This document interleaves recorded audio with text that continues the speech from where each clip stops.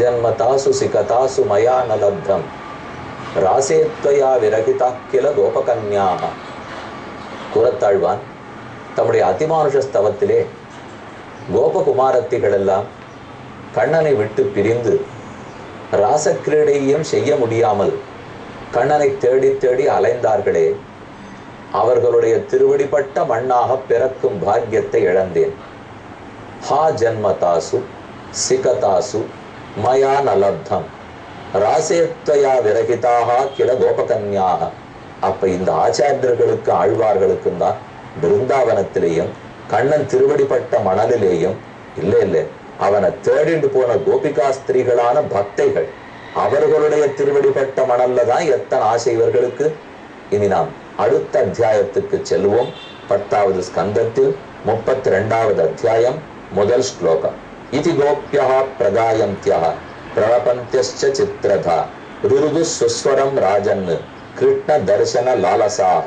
கண்ணனை சேவிக்க வேணுங்கிற ஆசையோட பூன அழுதுண்டே போனார்களாம். ருருது சுஸ்வரம், ஆனா நல்ல ஸ்வரத்தோட அழுதார்கள்ங்கிற. சுஸ்வரம்னா ஸ்வரம் மாறாமல் பிசிறு இல்லாமல் நன்னா அழுதுருக்கா சுவாமி. பாடுறது சுஸ்வரமா பாடலாம், அழறது கூட சுஸ்வரமா அழுவாளன்னா. நன்னா பாடத் தெரிந்தவர்களா இருந்தால் அவர்கள் அழுதாலும் அது ஸ்வரத்தோட இருக்கும். ரொம்ப நன்னா பரதநாட்டியம் ஆட தெரிஞ்சவளா இருந்தா அவ வெறும நின்றுட்டே இருந்தாலும் அவ கால் தட்டின்றே இருக்கிறதே ஆடுறாப்புலயே இருக்கும். இதே போல இப்ப அடியனுக்கு பாட தெரியாது, அப்ப நான் பாடினேன்னு வச்சுக்கோ அழறாப்புல இருக்கும். ஆனா பாட தெரிஞ்சவா யாரானோ அழுதா கூட பாடுறாப்புல இருக்கும் இல்லையோ. இதுதான் நமக்கு அவர்களுக்கும் இருக்கிற வேறுபாடு. சுஸ்வரம் ருதுகு, அவர்கள்லாம் ஸ்வரத்தோட அழுது கொண்டே போனார்கள். எப்போதாவது பகவான நம் முன்னாடி சேவிக்க வேண்டாமா என்ன ஆசை. நம்மாழ்வார் போஷணத்தில் சாதிக்கிறார். வந்து தோன்னாயன்னேல் உன் வையந்தாய மலரடி கீழ் முந்தி வந்து யான் நிற்ப முகப்பே கூவி பணி கொள்ளாய். எங்க முன்னாடி நீ வந்து நிற்க வேண்டும், இங்க வாங்கும் பக்தர்களே என்று கூப்பிட வேண்டும். வந்து தோன்னாயன்னேல் உன் வையந்தாய மலரடி, திருவிக்கிரமாவதாரம் பண்ணின உன் திருவடி தாமர்கள், அதுக்கு கைங்கரியம் பண்ணணும்னு நாங்க அத்தனை பேரும் காத்துட்டு இருக்கோம். ஆனா நீ ஏவ வேண்டாமா, நீங்கள் இந்த தொண்டினை செய்யுங்கோள் என்று முகப்பே கூவி பணிகொள்ளாய். வந்து தோன்னாயன்னேல் உன் வையந்தாய மலரடிக்கு முந்தி வந்து யான் நிற்ப முகப்பே கூவி பணிகொள்ளாய். செந்தன் கமல கண்கைகால் சிவந்த வாயோர் கதுநாயிரு அந்தமில்லா கதிர் பரப்பி அலர்ந்ததுக்கும் அம்மானே. சிவந்திருக்கிற ஞாயிறு உயர்ந்த சூரியனை போலே பெருமானுடைய சிவந்த ஓர் கருணாயிர போலே ஞாயிற்ற போல முத்துப்பல் வரிசை அவனுடைய சிரிப்பாம். அவனுடைய கண்ணு காலு கை முதலாதெல்லாம் சிவந்த தாமரை போலே. செந்தன் கமல கண் கை கால் சிவந்த வாய் ஓர் கருணாயிரு, ஞாயிறு உதித்தா போலே வாய், தாமரை மலர்ந்தா போலே திருக்கண்களும் கைகளும். இதோட தேவரீர் வந்து சேவிக்க வேண்டாமா, நமக்கு நீ தரிசனம் கொடுக்க வேணும்னு பிரார்த்திக்க உடனே பெருமாள் அவர்களுக்கு நடுவிலே தோன்றினான். 2வது ஸ்லோகத்துல சொல்றார். தாசாம் ஆவிரபூத் சௌரிகி ஸ்மயமான முகாம்புஜா பீதாம்பரதர சரக்வி சாட்சாத் மன்மத மன்மதா. நிஜமான மன்மதன் இப்பதான் தோன்றுகிறார். நம்ம லோகத்துல மன்மதன் ரத்தின்னு பாக்குறோம்னா எல்லாம் இரவல் வாங்கி கொண்டிருக்கிற மன்மதனும் ரத்தியும். ஆனா உண்மையில மன்மதன் ஆறு தெரியுமோ, சாட்சாத்து மன்மத மன்மதா கண்ணன் தான். மன்மதன் கூட அவரிடத்துல பிச்சை எடுத்து கொஞ்சம் அழக வாங்கி கொண்டுதான் மினுக்கி கொண்டிருக்க வேண்டும். அத்தனை அழகு. சாசாம் ஆவிரபூத் சௌரிகி, அவர்களுக்கு நடுவிலே சௌரி, சௌரி கொண்டை சாத்தி கொண்டு அழகான தன்னுடைய திருமயிரோட பெருமாள் தோன்றினார். அல்லது சூரனுடைய பிள்ளை சௌரின்னு கொள்ளலாம். சௌரிகி ஸ்மயமான முகாம்புஜகா, புனிசிரிப்பு மாறாமல் அவர்களுக்கு நடுவிலே தோன்றினானாம். ஆழ்வார் பாசுரத்தில் சாதிக்கிறார்.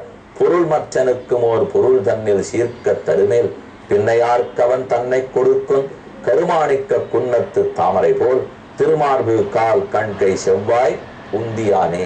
திருமார்பு கால் கண் கை செவ்வாய் உந்தியான் அனைத்தும் தாமரைய போலே. கருமாணிக்க குன்னத்து தாமரை போல் ஒரு கருகருகருன்னு இருக்கக்கூடிய மாணிக்க குன்றம். மாணிக்கம்ங்கிறத எவ்வளவு உயர்த்தி எவ்வளவு படபடப்போட இருக்கும். அந்த மாணிக்கத்தினாலேயே ஒரு மலை இருக்குன்னு வச்சுக்கோ. அந்த மலையிலே நிறைய தாமரைகள் பூத்துதுன்னா மாணிக்க மலையில் தாமரை பூத்தால் எப்படி இருக்குமோ அத போல கண்ணன் இவர்களுக்கு நடுவிலே தோற்றினானாம். அவன்தான் மாணிக்க மலை. அவன் திருமேனியே கரும்பச்சை கருநீலத்தில் கருப்பா இருக்கிற மாணிக்க மலை. அதிலே சிவந்திருக்கிற கருமாணிக்க குன்னத்து தாமரை போல் திருமார்பு, கால், கண், கை, செவ்வாய், உந்தி இதெல்லாம் தாமரை மலர்ந்தார் போலே செவ்வாய் உந்தி வெண்பல் சுடற்குழை தம்மோடு எவ்வாய் சுடரும் தம்மின் முன் வளாய்கொள்ள எனது உள்ளத்திருந்த பகவான் செவ்வாய் முதுவலோடு. அப்பதான் பெருமான் வாய் திறந்து சிரிக்கிறார். பெண்கள், உங்களுக்கு சிரிப்பில்லாம ஆக்கிவிட்டேன் இல்லையா? இத்தனை நாள் துக்கத்தில் தவித்தீர்களே, ஏன் தெரியுமா? நான் மட்டும் அப்படியே ராசக்கிரடைய தொடர்ந்து இருந்தேன்னா உங்களுக்கெல்லாம் இருந்த மகிழ்ச்சியில் திக்கு முக்காடி போய் உயிரியே விட்டிருப்பீர்கள். அதை குறைக்கட்டும்ங்கிறதுக்காகத்தான் அப்படி பண்ணிவிட்டேன். இப்போ உங்களுக்கு நடுவிலே தோன்றினேன். பீதாம்பரதர சரக்வி அழகான மாலையை தரித்து கொண்டு, பீதாம்பரம் பட்டு மஞ்சள் ஆடையை தரித்து கொண்டு சாட்சாத்து மன்மதா மன்மதனே பிச்சை எடுக்கிற அளவுக்கு தோன்றினார். தம் விலோக்கியாகதம் பிரேஷ்டம் பிரீத்துல்புல் உத்துல்ல திருஷோ அபலாக உத்தஸ்து யுகபத்து சர்வாக தன்வக பிராணமிவ ஆகதம். பிராணன் வெளியில போய் அந்த உயிர் சட்டு நமக்கு உள்ள திரும்பி வருதுன்னு வச்சுக்கோங்க. அநேகமா உயிர் நினைவுச்சு. ஆனா நெஞ்சு அழுத்தி பிடிச்சு ஏதோ ஒரு சிகிச்சை கொடுத்தா, அந்த ட்ரீட்மெண்ட் கொடுத்தவொடனே சட்டுன்னு உயிர் வருது இல்லையோ, அப்படி உயிர் வந்தா போலே கண்ணன் திரும்ப வந்தது அவர்களுக்கு இருந்ததாம். காச்சித்து கராம்புஜம் சௌரேகே ஜகிருஹேஞ்சலினா முதா காச்சித் ததார தத் பாகு மம்சே சந்தன ரூஷிதம். ஒருத்தி கண்ணனுடைய திருவடியை பற்றி முத்தமிட்டு கொண்டாள். மற்றொருத்தி கண்ணனுடைய திருக்கைகள் எடுத்து தன் தலையில் வைத்துக் கொண்டாள். மற்றொருத்தி கண்ணன் பூசிக்கொண்டிருக்கிற சந்தனத்தை எடுத்து பிரசாதமாக வாரி பூசிக்கொண்டாள். காச்சித்து அஞ்சலினா கிருண்ணன் தன்வி தாம்பூல சர்விதம் ஏகாத தந்திரி கமலம் சந்தப்தா தனையோர் அதாது. கண்ணனுடைய வாய்ச்சுவை ஊரல் தாம்பூல சிரவணம் தாம்பூல சாற்றை ஊற்றி பிரசாதமாக பெற்றுக்கொண்டாள். இன்னொருத்திக்கு இவர்களெல்லாம் இப்ப எப்படி உனக்கு தொண்டு புரிகிறார்களே, ஆனா என் கோபம் மாறாது தெரியுமோ, நீ ஏன் இவ்வளவு நாள் மறைஞ்சு போயிருந்தே என்று தன் புருவத்தை உயர்த்தி பொய்க்கோபத்தை காட்டி பிரணய ரோஷத்தோட ஊடல்னு சொல்லுகிறோம் இல்லையோ, அதை போல ஊடினாள். மின்னடை மடவார்கள் நின்னருள் சூடுவார் முன்பு நான் அதஞ்சுவன் என்னுடைய பந்தும் கடலும் தந்து போகு நம்பி பகவன் மண்ணுடைய இலங்கை அரண் காய்ந்த மாயவனே உன்னுடைய சுண்டாயம் நான் அறிவன். நீ இப்படித்தான் மறைவே, இப்படித்தான் தோன்றுவே, வேணும்னு எங்களை ஏமாத்துறேங்கிறது எங்களுக்கு தெரியாதா என்று பொய்யா கோபப்பட்டால் ஏகா புகுடி மாபத்திய பிரேம சம்பிரம்ப விஹ்வலா கனதி வைக்ஷது கடாட்சேபை சந்திருஷ்ட தசனச்சதா. மற்றொருத்தி தம் காச்சின் நேத்திர ரந்திரேண கிருதீகிருத்திய நிமில்யச்ச புல புலதாங்குபகிருத்தியாஸ்தே யோகிவான் ஆனந்த சம்ப்ளுதா.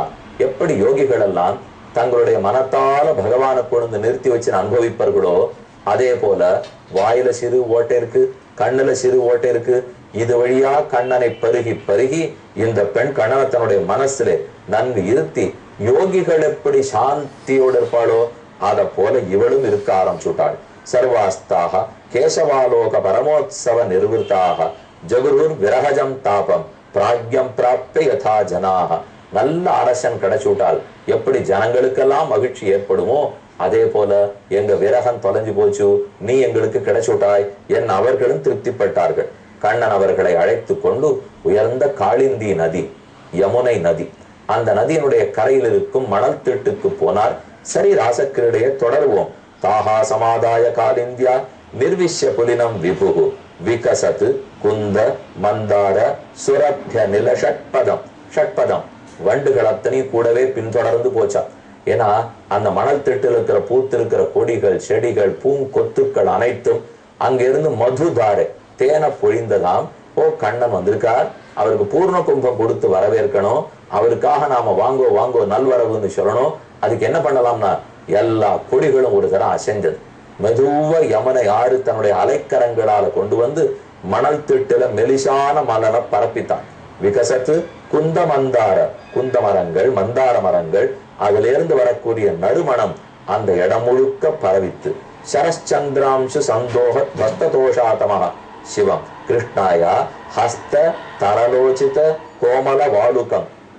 கருத்த நதியான யமுனை தன்னுடைய கரங்களாலேயே மலர்களை கொண்டு சமர்ப்பிச்சது. தன்னுடைய அலைகளாலே மணலை கொண்டு வந்து நிரப்பித்து சரச்சந்திரன் சரசர சரவென்று வீசிக்கொண்டிருந்தான். சரத்காலத்து சந்திரனானபடியால் பார்க்கறதுக்கே ரொம்ப நல்லா இருக்கும். அப்படி இருந்தது. இவர்களுக்கு நடுவில் பெருமான் எப்படி இருந்தார் தெரியுமோ? தத்ரோபவிஷ்டா பகவான் ச ஈஸ்வரா யோகேஸ்வராந்தர்கிருதி கல்பிதாசனஹ. யோகேஸ்வரனான கண்ணன், அடியவர்களுடைய மனத்தில் சிங்காதனம் போற்று வீட்டிருக்கக்கூடிய கண்ணன் பேரழகு வாய்ந்தவனாக திகழ்ந்தானான். இதோ ஸ்ரீரங்கத்துக்கு பக்கத்திலே காவிரி கரையில சேவிக்க போனோம்னா அன்பில் என்கிற அற்புதமான திவதேசம். திருமழிசை ஆழ்வாராலே பேரன்பில் என்னும் ஒரே பாசுரத்தாலே மங்களாசாசனம் செய்யப்பட்ட எம்பெருமான் அழகுற சேவை சாதிக்கிற திவதேசம், ஏகாந்தமான திவதேசம். ஒரு பக்கத்துல காவிரி ஆற்றங்கரையோடமா போறோம்னு வச்சுக்கோ, அன்பில் ஆச்சரிய திவதேசம். உள்ளுக்குள்ள போறோம். பெருமானுக்கு சுந்தரராஜ பெருமான் என்று திருநாமம். வடிவழகிய நம்பின்னு சொல்லுவார்கள். சுந்தரராஜ பெருமான். தாயார் சுந்தரவல்லி தாயார். சுந்தரிக்கு சுந்தரன், சுந்தரனுக்கு சுந்தரி, ரெண்டு பேரும் பேரழகு வாய்ந்தவர்கள்.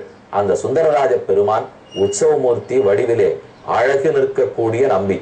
சுந்தரராஜனை சேவிச்சுக்கிறமே யார் என்று சேவித்தார்கள் தெரியுமோ? மண்டூக்க மகர்ஷிக்குத்தான் இந்த இடத்துல சாப விமோச்சனம் ஏற்பட்டது. ஒரு ரிஷி எப்போதும் தண்ணீருக்குள்ள இருந்து குடைந்து நீராடி தவம் ஏற்றி கொண்டிருந்தார். அப்ப துர்வாசர் வந்தார். வெளியில வராம அவருக்கு முகமன் கூறி மரியாதை செலுத்தாமல் இருந்தார். கோவந்துத்து ரிஷிக்கு நீ தவளையாக பிறப்பான்னு சொல்ல இந்த திவதேசத்துல வந்து இந்த பெருமாளை சேவித்து அவனுடைய சிரித்த திருமுக மண்டலத்தின் அருளாலேயே தன் சாபத்தையே தீர்த்து கொண்டார். அன்பில் திவதேசத்தில் சுந்தரராஜ பெருமான் எப்படி இருக்கிறாரோ, சுந்தரவத்தி தாயார் என்ன அழகோ, அதை போலத்தான் இவர்களுக்கு நடுவில் பெருமான் விளங்கினான். அப்ப கோபிகா ஸ்திரீகள்லாம் பிரார்த்திக்கிறார். பஜதா அனுபஜந்தேக ஏக ஏதத் விபர்யம் நோபயாஞ்ச பஜந்தேக ஏதன்னோ ப்ரூஹி சாதுபோஹோ. அவளுக்கெல்லாம் உள்ளூர ஒரு எண்ணம், நேர கேட்கறதுக்கு பயம், அதனால மறைச்சு கேட்கிறா. ஒரு சில பேர் தங்களுக்கு யாரெல்லாம் பிரீத்தி காட்டினாலோ அன்பா இருந்தாலோ அவள்கிட்ட திரும்ப அன்போட நடந்துப்பா. இன்னும் சில பேர் தங்களிடத்துல அன்பே காட்டாதவாளுக்கு கூட அன்பு காட்டுவா, ரொம்ப உயர்ந்தவர்கள். இன்னும் சில பேர் என்ன அன்பு காட்டினாலும் பதிலுக்கு அன்பே காட்ட மாட்டா. இதுல நீ யாரு, இதுல எல்லாம் எது சரி என்ன இவர்கள் கண்ணனை கேட்கிறா. ஏன்னா கோபிகா ஸ்திரீகள் நிறைய அன்பு கண்ணனிடத்துல காட்டாளாம். ஆனா அவர் திரும்ப இவளுக்கு அன்பு காட்டாமல் மறைஞ்சு போயிட்டார். வந்து இத மனசுல வச்சுன்னு குத்தலா கேட்டா கண்ணன் உடனே சமாதானம் சொன்னார்.